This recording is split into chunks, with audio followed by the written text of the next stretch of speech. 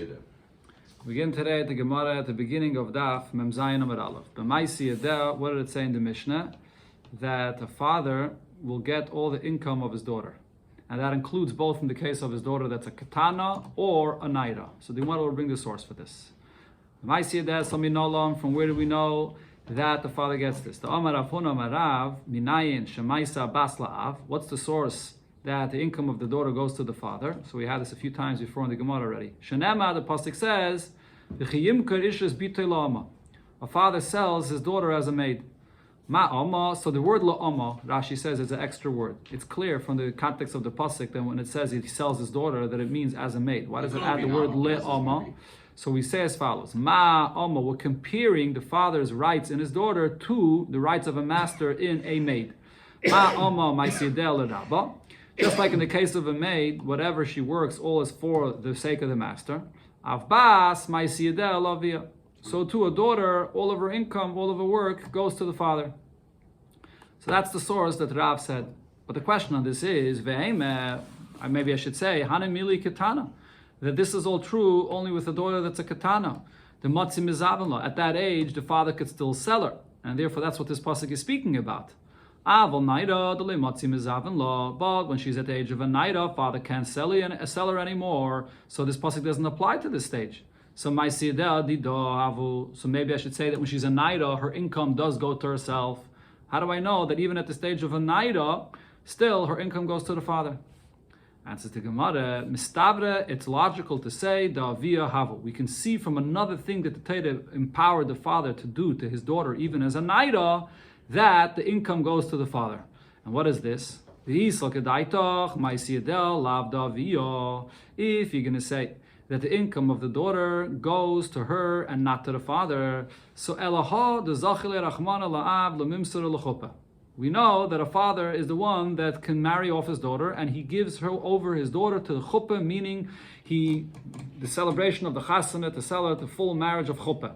And a father is the one that has the rights to give her over to a chuppah whenever he wants, to whomever he wants. That's the pasuk the Gemara brought before, as biti nasati lishazeh. That includes the fact that not only the kedushin but also the chuppah. But the question is, heichi matzi masala. How could a father decide when and to whom he wants to give her over to for chuppah?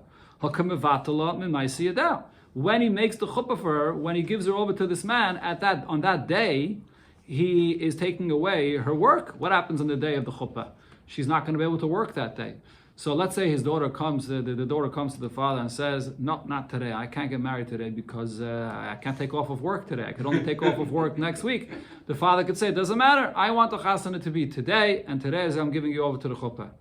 So the very fact that the father has a right to choose on what day he's going to give her over to a chuppah, that shows you that the father has the rights for her work and for her income. So this, in a sort of, if we see here in an indirect way, that it must be that the Torah also gave this chus of her income to the father. So heichi matzi masal. Otherwise, he's not causing her not to work on this day. Okay, so that's the source. But he gave it to a naira as well. But the Gemara says it's not shvach source. Why? Parach Rav Achai asked them this. Emed yav l'schar. And the schar pekata, that is. Maybe when the Torah says that he has the right to choose when he's marrying off his daughter, it doesn't mean that he's not going to have to reimburse her for the loss of work of that day. Adarabah, maybe the Torah is saying, you can marry her off whenever you want. But if she's going to be losing work, you're going to have to pay her for the loss, for pekata, for the fact that she couldn't work that day. Inami the masala balelia, or maybe the chasana is taking place in the evening and she doesn't have to stop working at all. Inami the masala b'shabbos v'yamim tovim. Or he's marrying her off on Shabbos and Yontif, so it's not a work day b'chlal. How do you see the fact that the Torah says that he marries her off, that he could also cause her to lose work? Taisus points out, when it says in the Gemara, Shabbos v'yamim tovim, it doesn't literally mean that the chasana is on Yontif. If you remember, we learned in the Gemara, Moed Katan, ein ma'arvin simcha b'simcha. Even on Cholamayid, you don't make a chasana. So therefore Taisus says, when it says Shabbos v'yamim tovim, it means like Erev Shabbos and Yontif, like late in the afternoon when she's anyways not working. Right. So that's a time when he marries her off and there's no loss of work. So the fact that he's marrying her off is no proof at all that the father could cause her to lose work, and therefore that would say that the work is his. She's off Erev Shabbos. Well, Maybe you can't marry Erev Shabbos. Also, Erev Shabbos is an issue, right? Learned it within the Gemara. But maybe Minatayda, you are allowed. The Baal Shem Tov always married Erev Shabbos. It's Friday. The Rabbeim got married. The Baal Shem Tov always. On Erev Yom Tov, though. Erev Yom Tov. I'm not sure. What did we learn about Erev Yom Tov? I don't remember. Erev Shabbos. Okay, Akaparim, so the Gemara brings another source. Going back to the original pasuk we brought, ish es and the Gemara's question was, maybe that pasuk speaks only of a katana. Says the Gemara, Ela katana letzrichikra. Regarding the fact that the father receives the income of his daughter as a katana, for that you don't need any pasuk, because there's a simple svara for this. Hashtes vuni mizavanla. If the father has a right to sell her, needless to say that he gets her income. So even though this pasuk in the context of the pasuk is speaking about a katana, but nevertheless the extra word, it has to be teaching me something regarding a naira, not regarding a katana, because that's logical. Ella ki itzrich kra lenaira. So therefore the extra word of la'ama is coming to say that even regarding a daughter, which is a naira, the father has control and receives her work just like it is by a amma, and this is even for a naira. That's the source. So we're back to that pasuk, because that pasuk, we don't need that pasuk for a katana. The next thing it said in the Mishnah about the father has the rights to annul any vows of his daughter. Minalon, what's the source of this? The pasuk in the parsha of Nedarim says, Binureh beisavia. As a naira she is in her father's house, meaning in the father's control. Kabbalah is gita, then the father is the one that receives a get if she got married, not full marriage, only after edison. And then the husband divorces her, the father is the one that takes the get. So how do we know this? The pasuk says, V'yotza v'haisa. She leaves her husband with a get, and then v'haisa, she gets married to someone else. Iskish yitzia lahavoya. We compare the marriage to the gedushin, that just like the marriage is the father's the one that marries her off, so too by the divorce, the father receives the get. But then it said in the Mishnah, Ve'eino eichel peiris b'chayeha, that a father does not get any peiris, which means if his daughter got somehow a yerusha from her mother, from somehow she got a yerusha, the father, no, nichsim alug is by a husband. Here we're talking about a father and a daughter. A father and a daughter, the father does not eat from any peiris of properties of his daughter. Tan Rabbanon, so we learned in the Braisa, Ha'av eino eichel peiris b'chayei bitay. The father does not eat any of the fruits that grows in his daughter's properties that she inherited for herself. Rabbi Yesi, but Rabbi Yehuda says, Ha'av eichel peiris b'chayei bitay, that a father can and does eat the fruits from his daughter's properties in her lifetime. What's the source of their argument? So the Gemara explains this as a Tanakama Savar. The Tanakama's opinion is Bishleim Baal. When it comes to a husband, Tekinele Rabbanan Pedi. Over there, a husband does eat from the Nichse Melug, as you mentioned, from the properties that she brings in, that she inherited at the time of the marriage. The husband eats all those fruits. Why?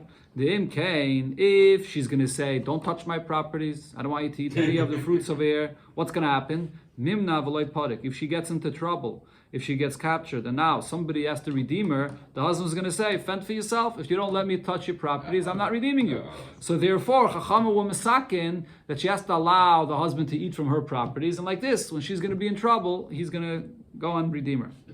Ella, just a moment. Ella, but the question is, Ella Avder, it's not question, sorry, but the explanation of the kapina of the Tanakama is when it comes to a father and a daughter, what are you going to say? The Mimna v'loy parik, that a father is going to hold himself back of redeeming his daughter? We're not afraid that's going to happen. The lav hachi parikla, whether the daughter lets him eat from her properties, whether not, either way the father is going to redeem his daughter when she's in trouble. So therefore there's no takana that the father eats from the daughter's fruits. Rabbi Yesi by Rabbi Yehuda Sava. What? Rabbi Yesi Rabbi Yehuda disagrees. He says no. Av nami. It's possible. Even with a father, mimna v'loy parik, he's going to hold himself back and he's not going to redeem his daughter.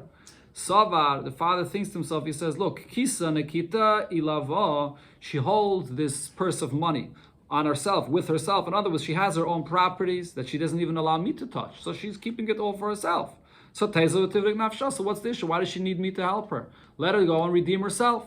So this concern that she'll be in trouble and she won't have someone that will redeem her is not only by a husband and wife, but it's possible even by a father and daughter. So therefore, according to Rabbi Yehuda, even by a father and daughter, Chachama will misaken that the father eats from her fruits, and therefore when it comes time to redeem her, he'll have the responsibility to go ahead and redeem her. Then it said in the Mishnah, Nisis, when she gets married, full marriage that is, Yesar olav abal, shehu eichuchulu. So the husband gets from her all of her income and everything else that it mentioned in the Mishnah. No, so the Gemara here brings another detail of machlokes over here regarding what the husband gets from the wife. So Tana Rabbanan, we learned Kosav law. The father of this girl wrote for his daughter Peiris, Ksus, Vekalim, fruits, clothing, and other vessels, furniture. Sheyivayu imam beis avila beis baila. That she, and at the time of marriage, will bring from her father's house to her husband's house. So this is basically what's called a nadan, a dowry. Father says, here, you're getting married, I'm providing you with all these things for the marriage. It's in the Ketubah. And yes, it's written into the Kesubos. And this is something which will belong to the husband. It's going to be beis avila, beis baila, it's being granted to the husband. So now Mesa loizocha bal bedvarim alolo. What happens if he never ended up marrying her? There was Edison. There was the first stage of marriage, but the full stage of marriage never happened. He died. Or she died, that is.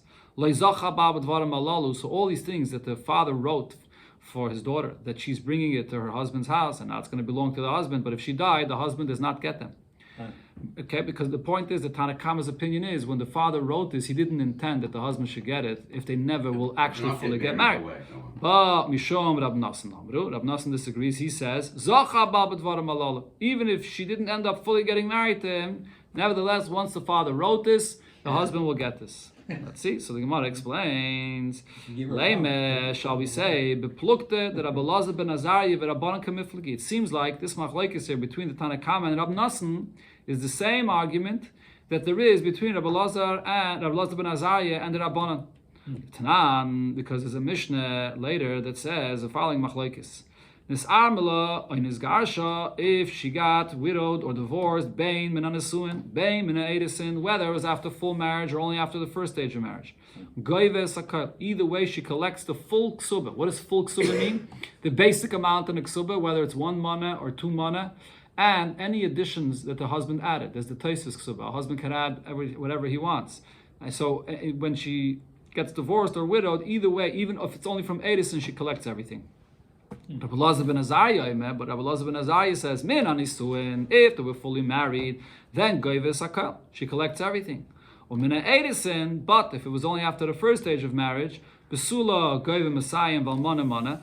So if she's a besula, she gets the amount of 200, and then almana gets 100.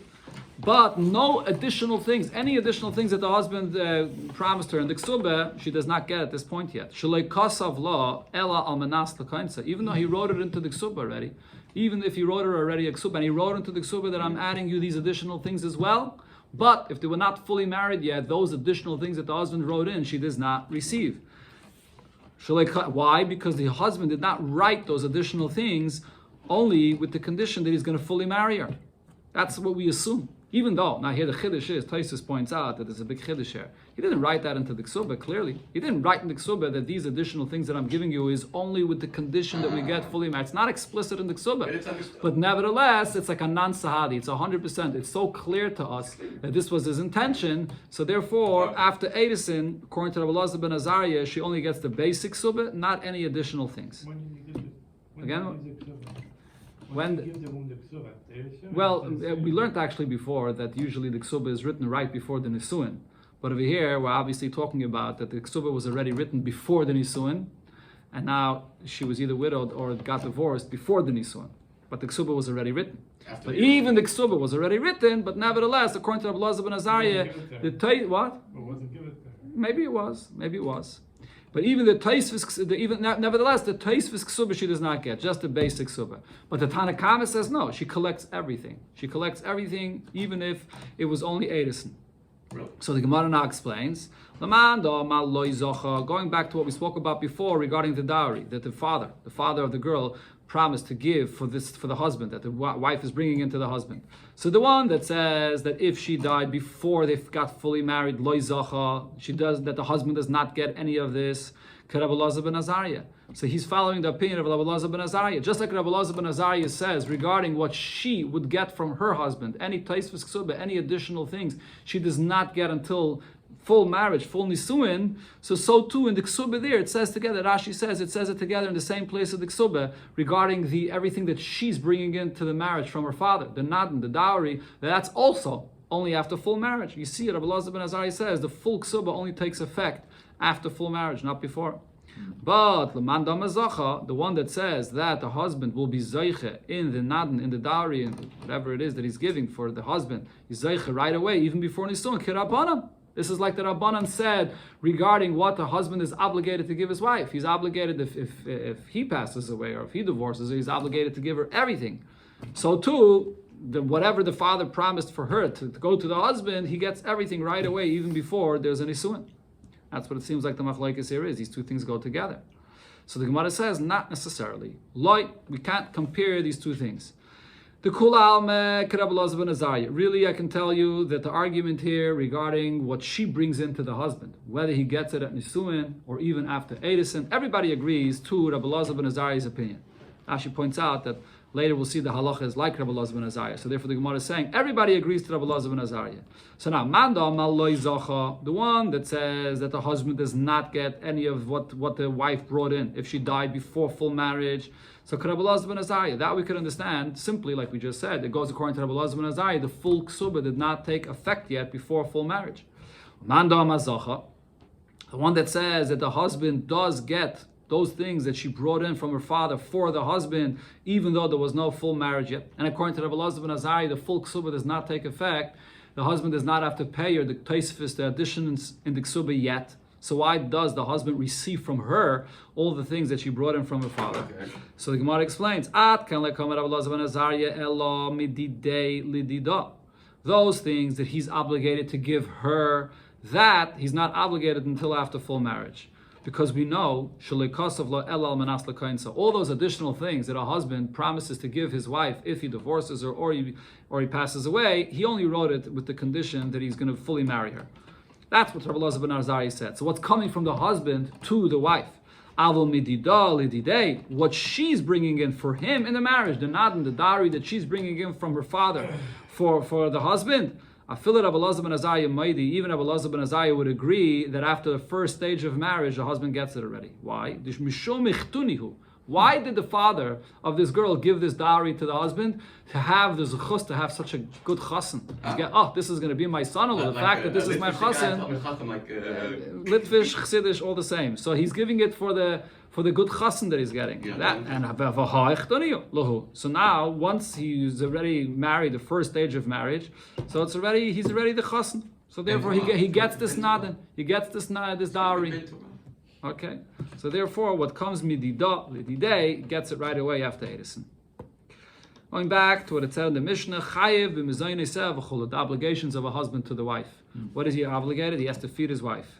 And said additional things in the Mishnah. So here the Gemara brings a brayse that goes through the obligations between husband and wife.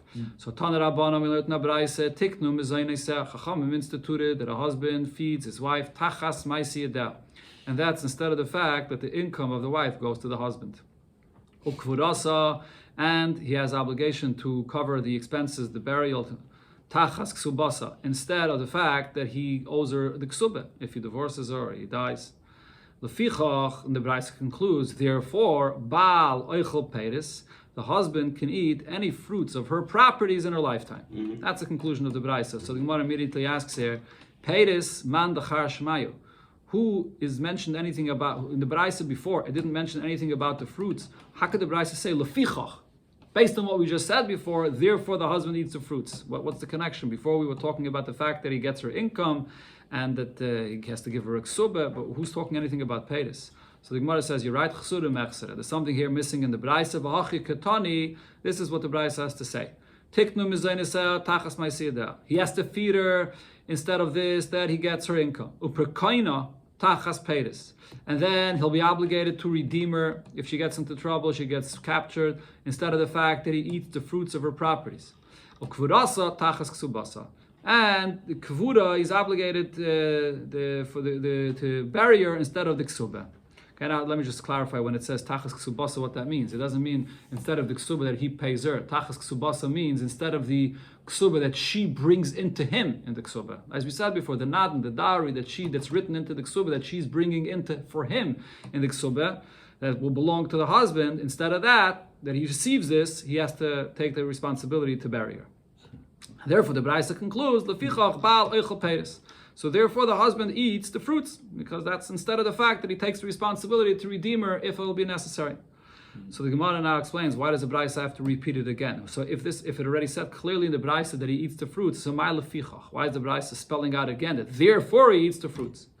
Answers the Gemara, because I would think to say, Meichel loy nechlinu, that it would be better that the husband not eat these fruits from his wife's properties.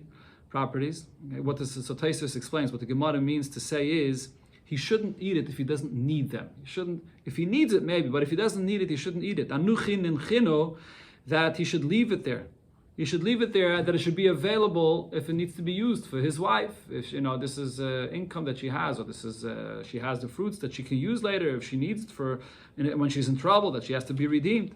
So you would have thought, even if it's true that a husband could go and eat the peiris, but it's better if he doesn't have to leave it in case his wife will need it. Because if you're going to put that limitation on the husband, what's going to happen is mimna v'lei parik. He may hold himself back of redeeming his wife when she does need his help, and therefore kamash malan. So the Braisa says the ha adife. This arrangement is actually better, that we should allow the husband to go and eat the fruits without any limitations. Zimnin delei malu uparik la mididei. Maybe her paytas that she has from her properties will not be enough of a payment to redeem her, and therefore the husband will come and take care of it, and the husband will come and redeem her. Okay, so now the Gemara questions Bichlal, the way the Braisa set this up, this whole arrangement here. So what did it say? Braisa said that the husband gets the income instead of the fact that he feeds her. Right? And then it also says that he has to redeem her instead of the fact that he gets her fruits from her properties. Maybe reverse this. Maybe say that the husband has to feed her instead of the fact that he gets her fruits. And the husband has to redeem her instead of the fact that he gets her income. When Chazal made this takana, what's instead of what? Why are we setting it up in this way, Dafke? And Rashi says that the relevance of this ve'epachana, why is the Gemara even asking that reverse this? What the relevance for this is, what happens if a husband comes and says, I'm not feeding you, and you go keep your income? What he said doesn't work, because the mezainis that he has to feed her is instead of the paytas that he's getting. So if he's still eating her paytas, he's still going to have to feed her. So we have to know what's instead of what. If the husband wants to sever this, he wants to stop this arrangement, so we have to know exactly what's in the place of what. So therefore the Gemara is asking, Eipachana, maybe it's not exactly the arrangement that the Braisa says. Amar Abaye says, no, the way the Braisa says is very logical. Tiknu matzui lematzui. Chachamim instituted the exchange for the husband giving the wife and the wife giving to the husband what's common for what's common. So therefore the Braisa says that mezainis, feeding her, that's something that he has to feed her every day. And that's instead of her income, which is also constant. And also this, that the wife has her own properties, that's not such a common thing, that she has her own properties and her own paytas, is instead of this, that he may have to come and redeem it, which is also not a very common thing. Rava says, hi Tanasava, we see over here that the Tana of this Braisa, his opinion is Mezainis Midaraisa, the fact that a husband has to feed his wife is Menatayra. In other words, according to the previous Braisa we just read, we see here that the concept that a husband feeds his wife is Chachamim instituted this, instead of the fact that he gets her income. But over here in the following Braisa we see that no, the fact that a husband feeds his wife is an obligation Menatayra. The Tanya the Braisa says, it says in the pasuk she'era ksusa v'inasa. These are three things the pasuk says that a husband has an obligation to give his wife. So what are these three things? She'era means elu mezainis. The term she'era on the Torah means that he has to give his wife food. How do I know why? Where do I see the term she'era means food? V'asher achlu she'er ami. They ate the food from my people. So she'er means food. Then it says in the pasuk ksusa. He gives his wife ksusa. What does this mean? Kamashmai. Literally, ksusa means clothing. Oynasa, what does the term oynasa means? He gives her times. Zu'ayna amura b'Torah. This refers to the times that the Torah says that he has to give the marital relations. As you see, the pasuk says, ta'ana is benoisai. Ta'ana, the term ta'ana, which is similar to ayna, refers to the marital relations. Abulazai has a different shot. She'era zu'ayna. When it says the term she'era, that refers to the marital relations. As we've seen in another pasuk, it says, Ish al kol she'er b'sari le'sikrivu legalis erva. So we see the Torah uses the term she'er when it talks about marital relations. Ksusa kemashmoi. Ksusa means clothing, literally. Einasa, the term Einasa on the pasuk Elam Mezainis, that refers to food. As we see in the pasuk, last week's parasha, Vayancha vayarivecha. The Eibishter afflicted you and made you be hungry when he fed you the man. So you can see that the word Einasa means do not cause, the way the Gemara is teaching it, do not cause your wife to be hungry. Another opinion here, the Gemara says, Rabbi Eliezer ben Yaakov, She'er Kesusa, what it means is, Lefum she'era ten Kesusa. Give her clothing according to the size of her body. Give her proper clothing. Don't give her clothing of a young child for if she's older and she needs a different size clothing. Or not clothing of an older woman for a young lady. And then when it says in the pasuk Susa ve'oinasa, also the oinasa is telling you what kind of quality clothing you should give her. Lufum oinasa, according to the season in the year, ten Susa. That's the kind of clothing you should give her. Shalayitin chadashim b'meisachama. Don't give her brand new heavy clothing during the summer when she doesn't need such heavy clothing. And v'loich shchakim b'meisachshamim. And don't give her worn out, thinner clothing in the winter when she needs better clothing. So you give her according to the season in the year.